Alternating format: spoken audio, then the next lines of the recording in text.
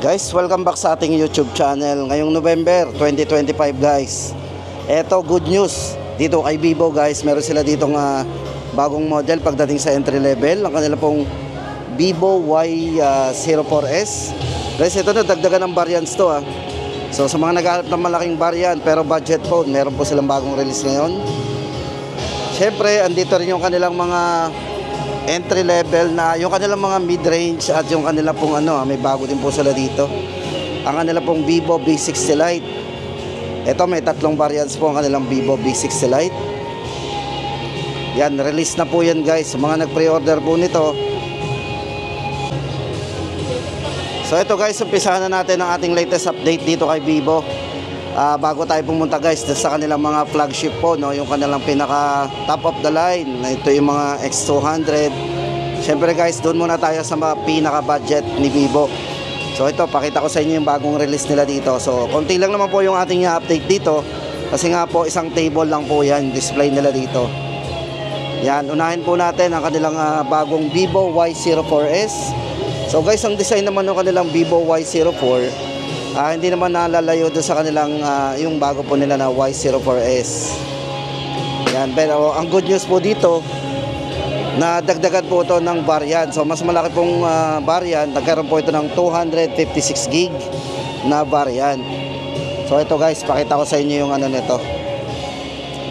Yan, yung mga specs po ng kanilang bagong Vivo Y04S. Guys, ayan. So ito guys, unahin natin ang kanilang Vivo Y04 at ang kanila pong Vivo Y04S. Guys, ito may nadagdag pong variants dito. Kung tayo po ay nabibitin dati sa mga 64 gig ni Vivo, ang good news po, may bagong labas po sila ngayon na 128 at saka yung 256 gig na variant. So ayan, Vivo Y04 and Y04S. Guys, ito para sa mga specification po nito. So ano ba yung pinagmamalaki po ng Vivo Y04? Unang-una po dito guys, ang battery po niya. Napakalaki po ng battery nito. Meron po itong 6,000 mAh battery at ito po ay naka Blue Bolt battery na. So meron din pong 5-year na battery health. So matibay po ang battery ni Vivo.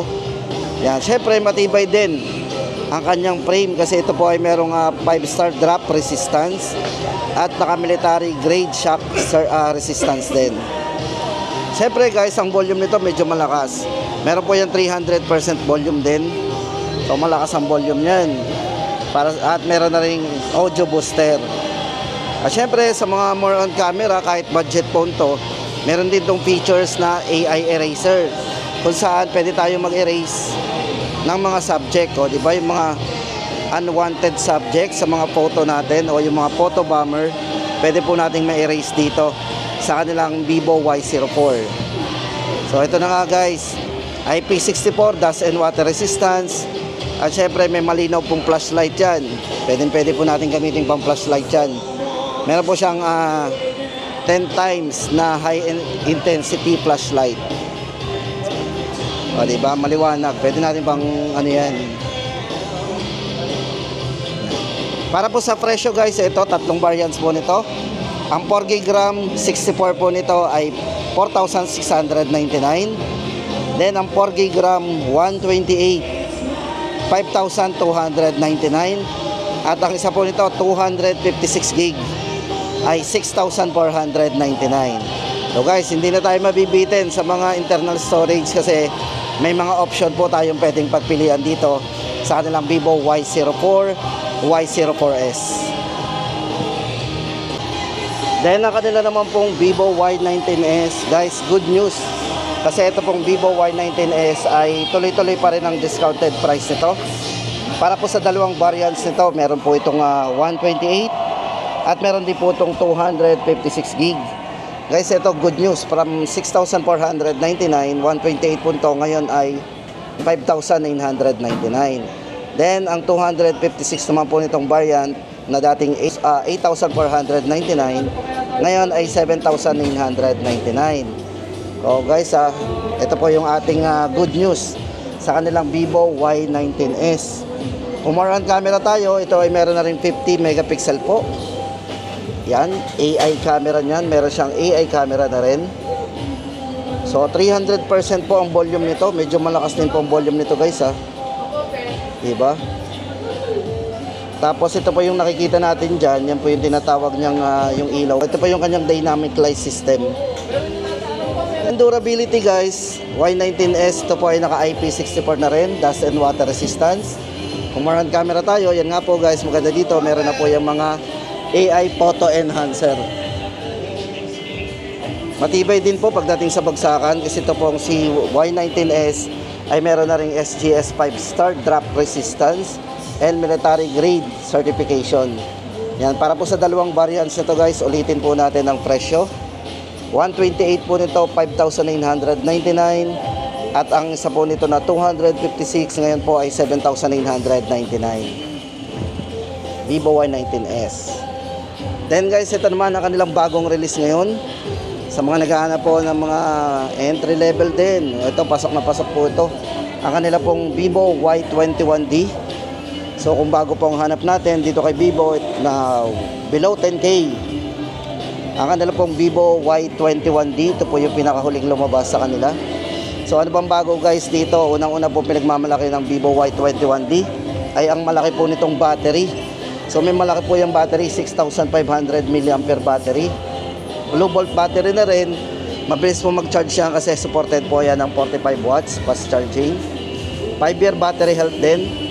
Pagdating po sa volume, napakalakas po ng volume nito guys, 400%. Kung malakas na po ang 300, syempre guys, ito 400%. Durability, syempre yan, matibay po yan, naka 5-star drop resistance din, naka military grade shock resistance certification din yan. At tamang-tama po ang Vivo Y21D sa mga Grab o yung mga nagmumotor dyan. Kasi ito po ay pwede natin gamitin kahit naka-helmet pag mag-unlock po tayo ng phone. Kasi meron po yung function na helmet on face unlock. So hindi na po natin kailangan tanggalin yung mga helmet natin. Kaya kung kayo po yung mga rider, tama-tama sa inyo ang Vivo Y21D. Siyempre guys, kung sa mga mahilig mag-search yan sa Google, meron na rin po yung circle to search with Google. So mabilis po tayong mag-search sa Google yan. At napakataas po ng IP rating nga po nito. Yan nga po, kasi nga po ito ay naka IP68 and IP69. So kahit yan ay mabasa, hindi po masisira ang Vivo Y21D. Tin po natin ang presyo. Yan, para po sa presyo ng ating Vivo Y21D. 128 po nito, 6,999. At ang 256 po nito, 8,999. Vivo Y21D. Tapos lipat po tayo guys, andito naman ang kanilang Vivo Y29. Ito pong Vivo Y29, may dalawang variants din yan, Vivo Y29. So ito guys, napakagandang hawakan ng Vivo Y29. Oh. Para naka glass back design ng datingan ito. Oh. Ito guys, para sa mga specification po ng Vivo Y29, bago natin bilhin. Ito, unang-una po dito guys, napakatagal din po ng battery nito. Meron po yung battery na 6,500 mAh battery. Supported po ng fast charging, 44 watts po yan, flash charge. May malakas na volume din, 400% po ang volume nito. Durability, IP64, diba? Hindi basta-basta may maano ng tubig. Sa mga splash po ng tubig, safe na safe po yan. Yan, para po sa mga RAM and ROM natin, yan nga po, bali ito ay merong dalawang variant. 256 po nito, yan, 10,999. At ang 128 po nitong variant ay 8,999. Diba? Vivo Y29. O, meron na rin po yung helmet on face unlock. O, diba? Pwede po yan, kapareho ng Vivo Y21D. Ito po yung unang naglabas ng helmet on face unlock, si Vivo Y29. Tapos guys, lipat tayo sa kanila naman po mga mid-range o yung kanilang mga top of the line. Nandito na ang kanila pong Vivo V60 5G. Ito guys, Vivo V60 5G, may dalawang variants ito. Na-check po natin ang design, medyo manipis. Guys, ito kung more on camera tayo, Ang kanila pong Vivo V65GA, tamang-tama po sa mga naghahanap ng malinaw na camera. Kasi ito po ay merong ginamitan po ang camera ito, lahat po naka-size camera. Yung kanyang 50 megapixel po na camera. So check nga po natin yung kanyang 50 megapixel.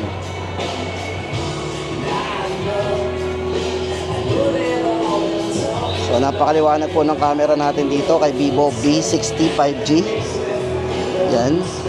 Ito po ay merong tinatawag na super telephoto camera din.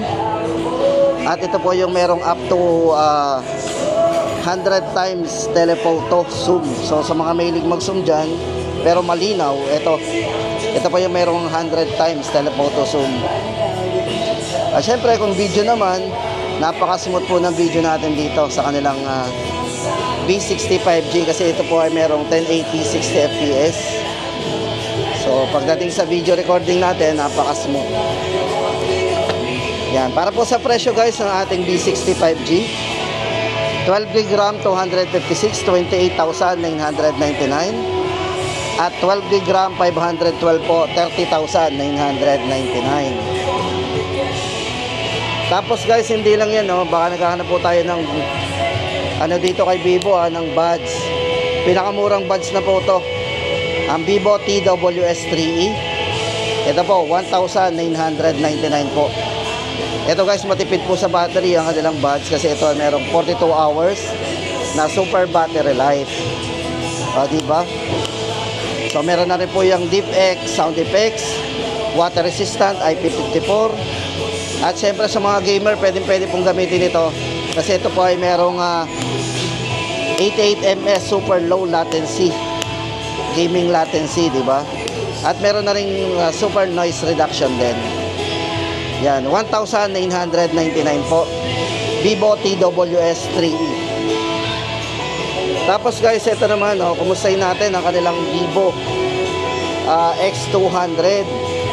So ito po yung isa sa flagship po ni Vivo. So double check na lang po natin guys sa screen. Nalagay ko po yung specification po nito sa screen. So ang hawak po natin is dummy. So ito guys, para sa presyo nito, same price pa rin, 57,999. So ito po ay 512GB. Tapos ito naman pong display nila dito. Andito po yung kanilang Vivo X200 FE, o ito yung kanilang fan edition ng X200. So ito guys, very handy ang kanilang Vivo X200 FE, kasi ito po ay merong size na 6.31 inches.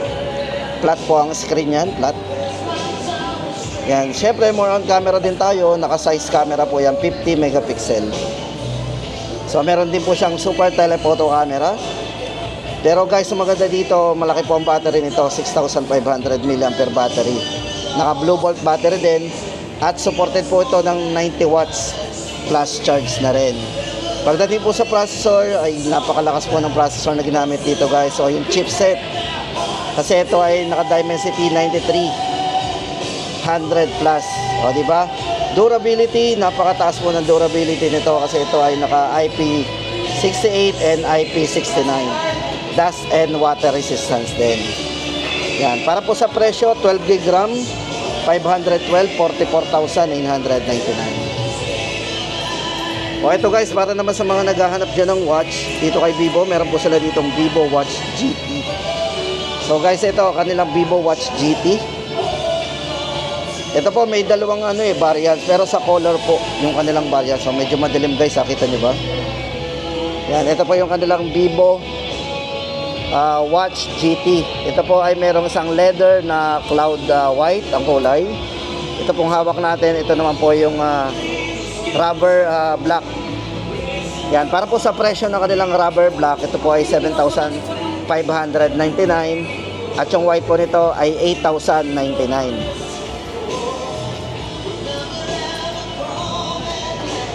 Then ito naman po yung kanilang Vivo V60 Lite. So ito guys, nag-umpisa na pong i-release to.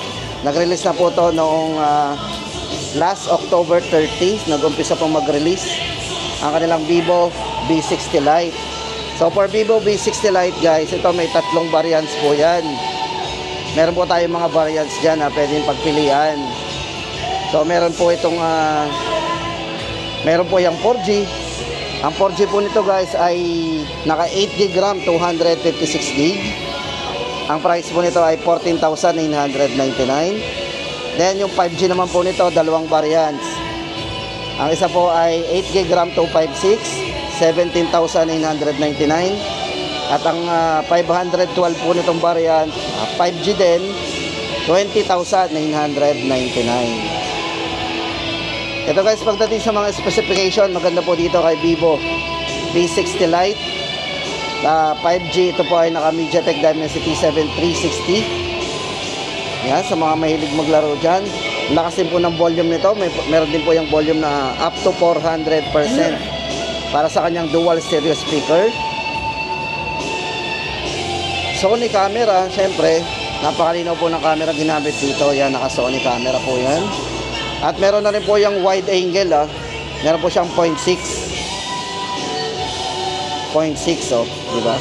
Napakaliwanag. At syempre, kuha-kuha po natin dito yung mga groupie kasi naka wide angle na po yan. Para po sa display nito, naka AMOLED display na po yan. 6.77 inches. 120Hz na rin po yung refresh rate niya. Syempre, sa mga gamer, no worry kasi meron po yan tinatawag na bypass charging na din. O, di ba? Sa mga mahilig maglaro dyan, kahit nakasaksak yung phone, ay pwede. So, ayan guys, para sa presyo po natin, ulitin natin, ang 4G po nito, 256, 14,999. Then, ang 5G po nito, 17,999, 256. At ang 512 naman po ay 20,999. At yan guys, ang ating pinaka-latest update dito kay Vivo, ngayong November 2025.